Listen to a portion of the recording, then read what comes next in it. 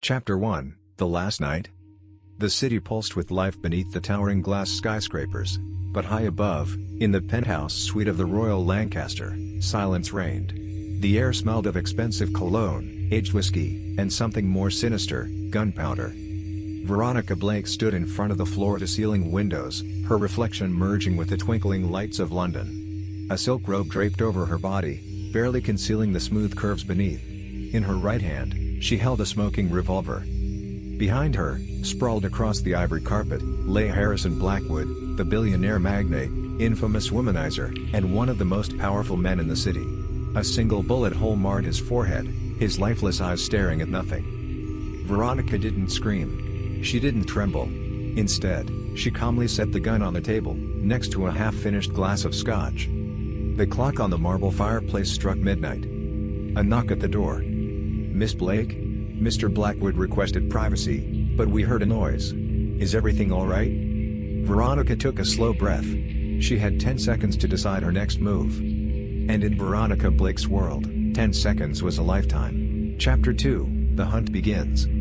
Veronica's mind raced. Panic was a luxury she couldn't afford. She turned toward the mirror, adjusted the belt of her silk robe, and smoothed her dark waves over one shoulder. By the time she reached the door, her expression was serene, almost bored. She cracked it open just enough to see the uniformed security guard standing outside. His eyes flickered with uncertainty. "Miss Blake, are you all right?" he repeated.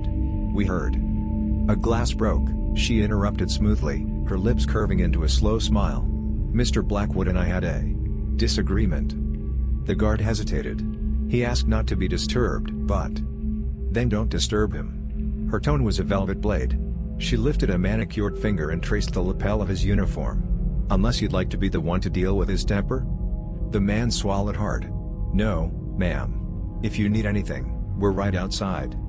Veronica gave him a lingering glance, then shut the door. She exhaled. Harrison Blackwood was dead. The gun had her prints on it. The penthouse had security cameras. And she was the only one here. She had to disappear, now. Moving swiftly, she stepped over the body and entered the bedroom. A black designer dress still hung over the chair where she had left it hours ago. She slid into it effortlessly, then grabbed her clutch and checked its contents: lipstick, cash, her fake ID, and most importantly, the small flash drive Harrison had hidden in his safe. The real reason she was here tonight. With one last glance at his motionless body, she whispered, "Sorry, darling. Wrong place, wrong time." Then she slipped out the back exit, vanishing into the night. Chapter 3, The Wolf in the Shadows. London's night air was thick with mist as Veronica stepped out of the service entrance of the Royal Lancaster. The soft click of her heels against the wet pavement was the only sound accompanying her as she melted into the shadows of the alleyway. She needed a plan. Blackwood's death would explode in the morning papers. His name was too big, his influence too deep. The police would be relentless, and she would be their prime suspect. But Veronica wasn't just any woman, she was a survivor. Sliding into the back seat of a waiting black cab, she gave the driver an address in Soho. Not her apartment, too obvious. Instead, she directed him to a small boutique hotel she used for situations like this. As the car pulled into traffic, she took out the flash drive, turning it between her fingers. Harrison Blackwood had secrets. Dark ones. And now, they were hers. A sudden vibration in her clutch broke her thoughts. Her burner phone. Only one person had the number. She hesitated, then answered. "Hello," dangerous voice filled her ear. "You shouldn't have taken it, Veronica." Her stomach tightened. He had found her. Chapter 4, The Man Who Knows Too Much. Veronica's grip on the phone tightened. The voice on the other end was smooth, calculated, like silk wrapped around a dagger. "You're making a mistake," the voice continued. "That flash drive doesn't belong to you." Veronica's lips curled into a smirk. She leaned back in the taxi, staring out at the city lights blurring past. "You're mistaken, darling," she purred. "It belonged to Harrison Blackwood. And he doesn't need it anymore." A low chuckle. "You think this is a game?" She remained silent. "Listen carefully, Veronica. You have something very valuable, and there are people who will kill to get it back. I'm offering you a way out. Hand it over, and we both walk away from this alive." She pretended to consider it. Tempting. "But here's the thing, I don't trust men who call from unknown numbers." She ended the call. A second later, a text popped up. "You have 24 hours. Tick-tock." Her pulse quickened, but she forced herself to stay calm. She wasn't just being hunted, she had stepped into something much bigger than Blackwood's murder. And she needed to find out who else was playing this game. Chapter 5, A Kiss with Poison. The cab pulled up to the Velvet Rose, an exclusive boutique hotel hidden between the narrow streets of Soho. Veronica stepped out gracefully, her stilettos clicking against the damp pavement. She didn't rush. She never did. A woman in control of herself was a woman in control of the room. The concierge greeted her with a polite nod.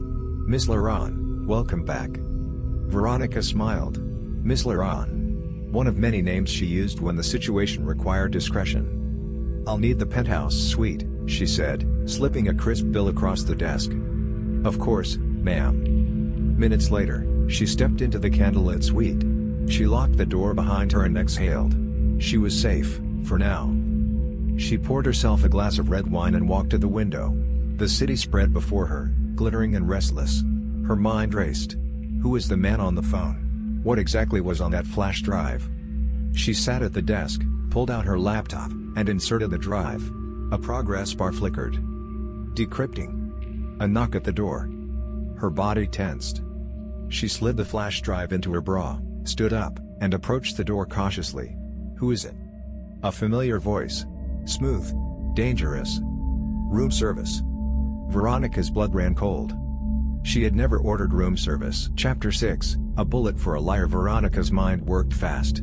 A man like that, whoever he was, wouldn't knock unless he was sure she was trapped. She glanced around the suite. One way in. One way out.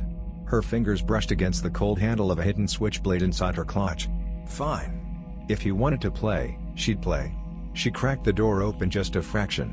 A tall man in a fitted black suit stood outside, his face shadowed by the dim hallway light. He held a silver tray with a bottle of champagne.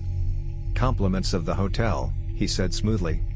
She let her eyes flicker down to his hands. His right pinky bore a signet ring, Blackwood's crest. Veronica's stomach tightened. Whoever he wasn't room service. She smiled. How thoughtful. In one swift motion, she yanked the door open and kicked the tray into his chest. The bottle crashed to the floor. As he stumbled back, she grabbed his wrist, twisting it until a silencer-equipped pistol slipped from his grip. Veronica caught it mid-air. Smooth. Effortless. The man chuckled darkly. "You're good." She pressed the barrel to his ribs. "And you're not very original." His smile didn't falter. "Shoot me, and you'll never find out who really killed Blackwood." Veronica hesitated. A mistake. The next second, his fist connected with her wrist, knocking the gun free. He lunged forward, but she was faster. Her knee met his stomach, sending him crashing against the wall. She grabbed the fallen pistol, aimed. But he was already gone. The hallway was empty. Only the overturned champagne bottle remained, its golden liquid seeping across the floor like spilled blood. Veronica exhaled sharply. She had underestimated him. And that was something she never did twice. Chapter 7, The Truth Beneath the Lies. Veronica locked the door and leaned against it, steadying her breath. The bastard was fast, too fast. Whoever he wasn't just a hired thug. He had training. She needed answers. Moving back to the desk, she reinserted the flash drive into her laptop. The decryption was complete. A folder appeared on the screen. Inside, dozens of files. Bank statements. Offshore accounts. Wire transfers to unnamed entities. And then, photos. Veronica's stomach tightened as she clicked through them. Harrison Blackwood shaking hands with a foreign diplomat. A secret meeting in a dimly lit bar. A woman, her, walking into Blackwood's penthouse. Her jaw clenched. Someone had been watching them. Watching her. The last file was a video. She clicked play. Grainy footage. A hidden camera. The penthouse. Blackwood pacing, furious. Talking to someone on the phone. "I don't care who she is, Veronica Blake is a problem." His voice was sharp. "If she finds out what's on that drive, she's dead. Understand?" The call ended. A moment later, the door to the penthouse opened. And Veronica walked in. Her breath caught in her throat. The video had a timestamp. 20 minutes before Blackwood was murdered. Someone had set her up. And now, they wanted her dead. Her fingers tightened around the gun. If they wanted a fight, they were about to get one. Chapter 8, The Final Move. A storm raged outside as Veronica zipped up her leather jacket, tucking the gun into her thigh holster. She had spent too long running. It was time to end this. She pulled up the video again, freezing on the timestamp. 20 minutes before the murder. Someone had orchestrated this down to the second. And she knew exactly where to find them. 2 a.m., the Mayfair Club. The exclusive, members-only club buzzed with low conversations, expensive whiskey, and secrets wrapped in silk. Veronica strode through the room like she owned it, her heels silent against the marble floor. She spotted him instantly, the man from the hotel. He sat in a corner booth, a glass of bourbon in hand, watching her. She slid into the seat across from him, keeping her expression unreadable. "You didn't come here to kill me," he said smoothly. "Which means you want answers." Veronica leaned forward. "Who ordered Blackwood's death?" He chuckled, swirling his drink. "Darling, you're asking the wrong question." She didn't blink. "Then give me the right one." He studied her for a moment, then set his glass down. "Who said you weren't the killer?" Her stomach tightened. "I didn't pull the trigger." "Didn't you?"